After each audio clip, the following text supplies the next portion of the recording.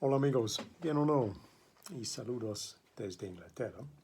Hoy quiero compartir un muy pequeño parte de este libro, The Character of Physical Law, by Richard Feynman. Puedes decir, wow, muy complicado. Y sí, muy complicado, pero la idea aquí es solo para que tú puedas escuchar muchos con los sonidos fonéticos de la lengua inglesa en solo un corto paragraph. So in a very short paragraph, we can hear lots, if not nearly all, of the phonetic sounds we have in English, the 44 phonetic sounds. This is to show you that just with a short paragraph, often you find a very diverse range of sounds and sound combinations that when you're then reading, you get to practice all of those in combination, not all the words in English clearly, but just those sounds in combination, which help you to find those sounds that for whatever reason you find difficult in a particular combination. Usually it's because the transition from making one sound and then going into the next sound for you, for whatever reason, is difficult. So that helps you isolate it, and then that's a way for you again to try and improve it. So I'm just going to read this very short piece from page 109, which I picked more or less at random, but just to show you the writing is quite complex, so you get lots of different sounds. Let us take the law of gravitation as our standard example. If I have a sun and a planet, and I start the planet off in some direction, going around the sun, and then I take a moving picture and run the moving picture backwards and look at it, what happens? Well, the planet goes around the sun, the opposite way, of course, keeps on going around it in an ellipse. The speed of the planet is such that the area swept out by the radius is always the same in equal times. In fact, it just goes exactly the way it ought to go. It cannot be distinguished from going the other way.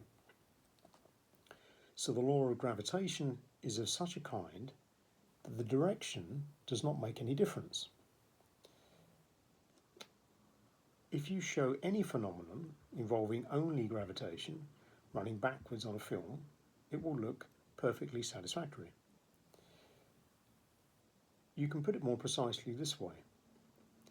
If all the particles in a more complicated system would have every one of their speeds reversed suddenly, then the thing would just unwind through all the things that it wound up into. And if you have a lot of particles doing something and then you suddenly reverse the speed, they will completely undo what they did before. Okay. And you may say, well, that's really complicated, Graham, I don't understand that. But in this sense, this reading is not necessarily to try and teach you about theoretical physics. We'll leave that to Dr. Feynman.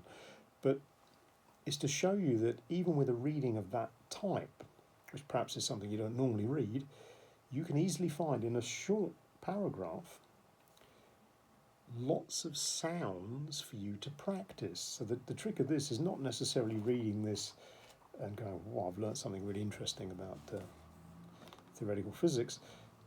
It's to show that you can read something, perhaps something you don't know much about, but you can use the words you see printed as a way to practice your voice, and along with that, to get used to a wide as range as possible of combinations of sounds which you need to get better at so that you end up with a more fluid sound. So try it, literally pick books at random from the shelves. See if you can do it. One paragraph alone, just like that, you get an awful lot of sounds to practice.